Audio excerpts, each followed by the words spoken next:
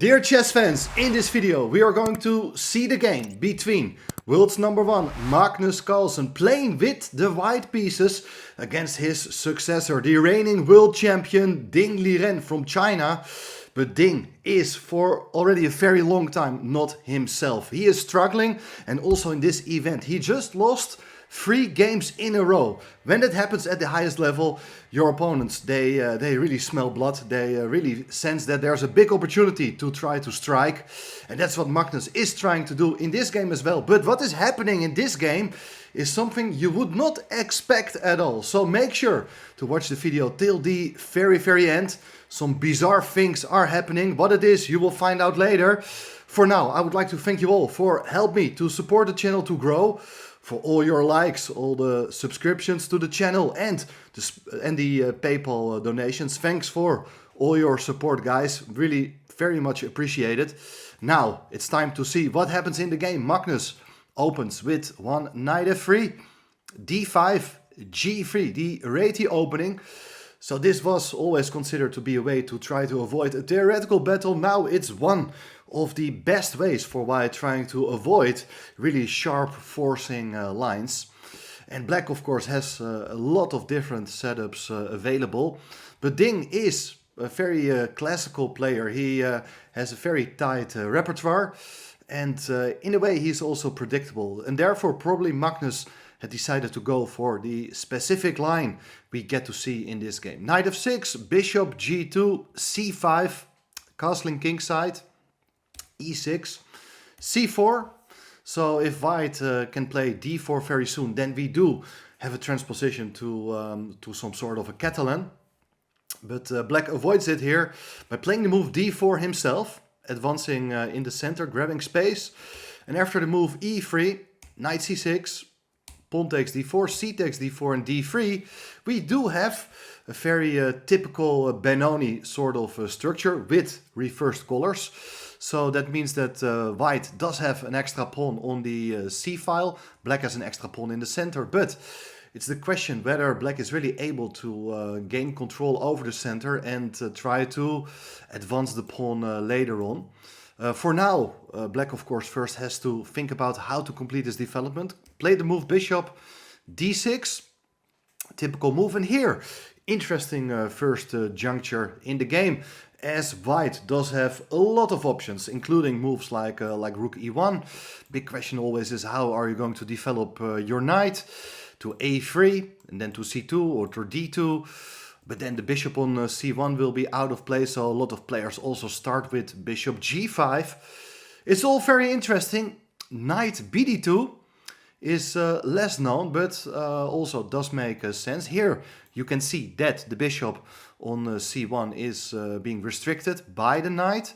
But white has a very interesting idea in mind. Black castled, and now maybe a surprise to a lot of you, as here white violates the basic opening principles by playing for the second time with the same piece. Knight g5 on the board. But why is this move so interesting? Well, you do open up the diagonal for the bishop, and you're ready to place one of your knights on e4 to initiate the exchange of pieces. And that's usually a good thing. Whenever you're playing the Benoni, this time from the white side, white is really looking forward to trade of minor pieces to deal with this cramped situation.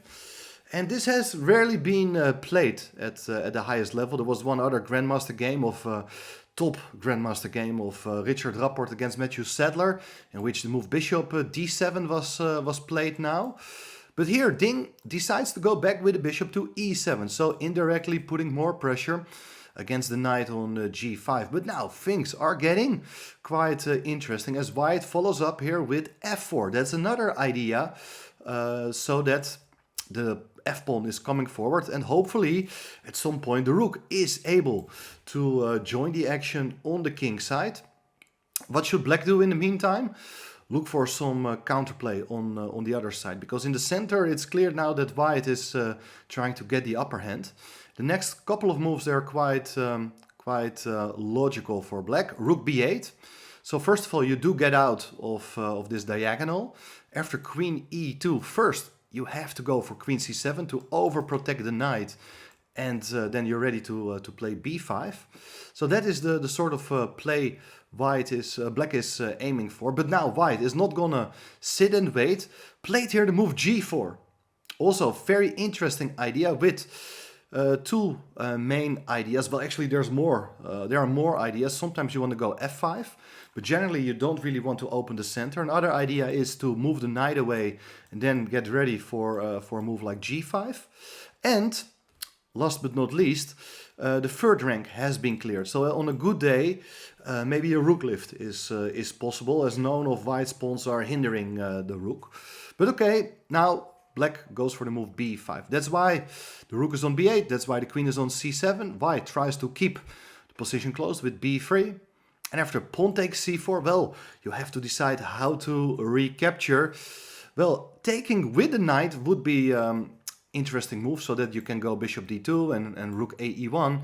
But you do give away the d5 square. So that is something you don't really want to do. Now the knight is trying to exploit the weaknesses in white's position. So therefore, white decided to take back with the b pawn. And here you see the pawn is covering the d5 square, but it's also a concession because the b file has now been opened. On the other hand, black is not able to make use of it at this point. Rook b6, so overprotecting the knight, but on a good day, black is hoping to try to take over the initiative on the queen side. And white continues with knight de4. Offering the exchange of knights, which was accepted. Knight takes e4, and here again there are a number of ways to recapture on e4, but Magnus decided here to take with the knight, so that at least black can never really consider training of the bishop for the knight. Knight is doing absolutely fine here, and you're flexible with your pawns. Let's see how that works out. Black, of course, has to think about a plan how to activate the bishop. So he goes for bishop b7, but if we take that move back, maybe the bishop in hindsight would have been better placed somewhere on this diagonal to anticipate potential attacking ideas by white. So something like f6 is not a strange idea at all. May look strange if you're not familiar with these positions, but black doesn't have a knight on f6. To put your pawn on f6, it makes it harder for white to break through. Anyway, bishop b7 was played, and now white goes for the move f5. Pawn takes f5, g takes f5, and white is making quite some significant progress on the king side with ideas like f6 to open up the king side here with a pawn break. So you hit the bishop on e7 and the pawn on g7, but also the bishop from c1 can be developed very soon. Well, black played the move knight e5, very logical move. That's a good square for the knight. It's supported by the queen on c7, and also the rook here. You see it's controlling some squares on the 6th rank, so white is unable to break through at this point. But white goes for bishop f4, putting more pressure against the knight. f6 is played to further support the knight on e5, and white goes now for rook ae1. What I do like about white's play here is that his pieces are very nicely concentrated in the center, working very well together. So if you ask me, I really like white's position here. If white is really much better, I'm not sure, but I do prefer white.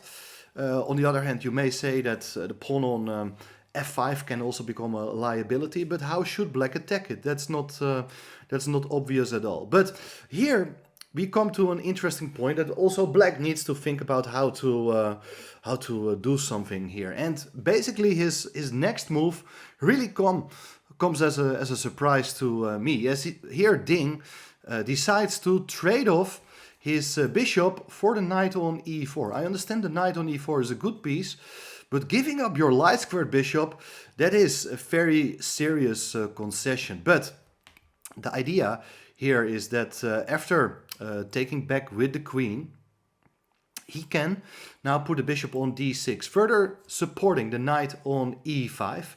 So black does have a massive piece, keeping the e-file closed. So it makes it harder for the white rooks to become active. And of course, The pawn on d4 cannot be taken now because there's bishop c5. You're losing the queen if you take that poisoned pawn. So Magnus first goes with the king to h1. Here you see that he is ready to take on d4. Black defends the pawn with queen c5. That's very understandable. What should white do now? It's very tempting to consider an exchange of queens.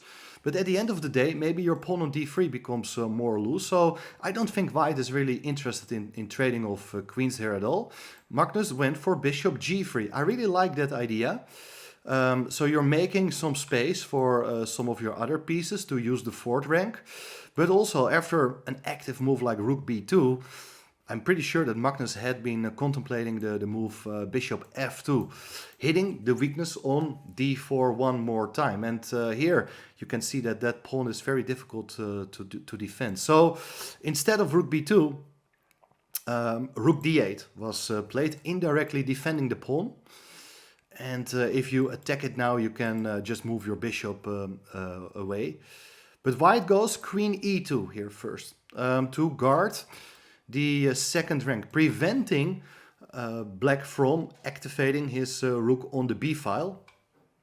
Knight d7 is played, offering the exchange of dark squared bishop. Imagine that these bishops are going to be swapped. There is a potential scenario of a good knight which will come back to e5 against a bishop on g2, which doesn't have any clear targets. That has been part of black's strategy. He has moved his rook from the corner square, and there's not much to do for this bishop on the light squared diagonal. But let's see what happens now. Bishop f2. White is keeping dark squared bishops on the board, hoping to win the pawn on d4 and start to attack some of black's pieces. But here the bishop comes to e5. Also, you have to reckon with ideas like a queen coming in. Maybe there's sometimes back rank issues as well. So therefore bishop e5.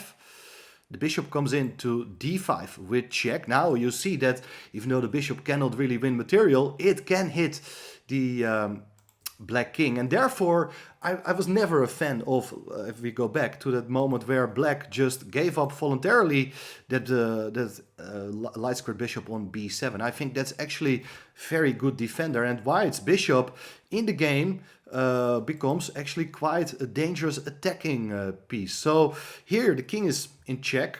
Where should the king go? Well, if you go to f8, there is queen h5 with a mating threat on f7.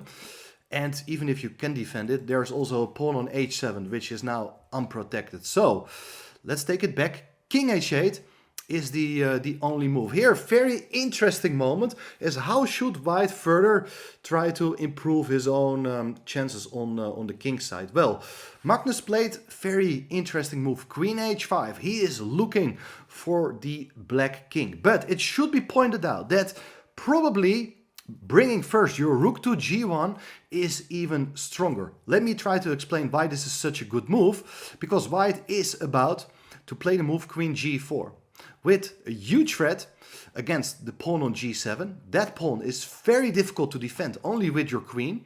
And if your queen would go back now to f8, you can, for instance, play rook to g4 when the pawn on d4 is in trouble. So with the move rook to g1, you're basically hitting two weaknesses at the same time. Let's see now what Magnus did. He played queen h5, and well, he's looking for a way, for instance, to bring the rook into e4 and then rook h4, playing for checkmate.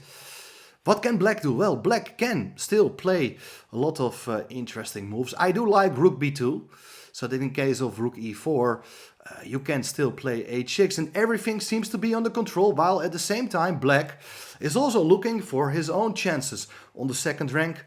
Maybe he can grab the pawn on a2, and if white is not able to strike, well then very soon the a pawn can become dangerous as well. Well, complicated position, this didn't happen.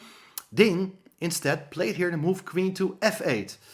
And now Magnus played the move rook to e4. So he's ready to get a rook into h4. But now, the big moment in the game as Ding, out of form. He just played the move rook b2. What is his idea? Well, he's just attacking the pawn, but Can you see the killer blow? It's white to play and win. Magnus realized it, of course, within a second. Also got very surprised with Ding's play. But this is what happens when you're out of form. And, of course, a sharp eye sees here the strike, the queen sacrifice. Queen takes h7, and that is mate in 2. Black resigned here on account of king takes h7, rook h4 with checkmate. That pawn on f5 covers the g6 square, the bishop on d5 covers the g8 square as well. That is unbelievable. This is something we almost never see at the highest level. But when you're not in your best physical and mental shape, then these things are happening to you. Let's go back 1 second, because that position where after rook e4, Ding played the move rook b2. Of course, he could still have defended here by playing something like h6. That is absolutely playable, but in that case, you are going to drop your pawn on d4. But even in such position, let's say the knight comes into e5. How is white going to mobilize his extra pawn? I mean, his rook on d4 and the bishop on d5, they do look a bit clumsy. So there's still plenty to play for in this position. Anyway, also Magnus didn't play in the best possible way, because if we even go back one more move, instead of playing the move rook e4, objectively speaking, Magnus also didn't play the best move. Instead of rook e4, he should have reversed the move order. So better is, for instance, now to play this move bishop takes d4 here, with the point that if you do take with a bishop, there is rook f4, and you can take right away on d4, which is probably an even a better version. But okay, that's very complicated. What Magnus did is very logical, playing queen h5 followed by rook to e4 with nice mating threat, which normally at the highest level will easily be parried, but here Ding fell for it. So that is loss number 4 in a row. Magnus relieved with a 3rd win in a row in classical chess. A remarkable way of bouncing back after that painful loss against Pragnananda earlier in the tournament. Magnus seems to be on fire, is taking the lead in Norway chess with 4 more rounds to go. Let's see if it will give him another victory in this tournament at home soil. Thanks for watching this video. Don't forget to hit the subscribe button, and I will see you very soon again. Bye bye.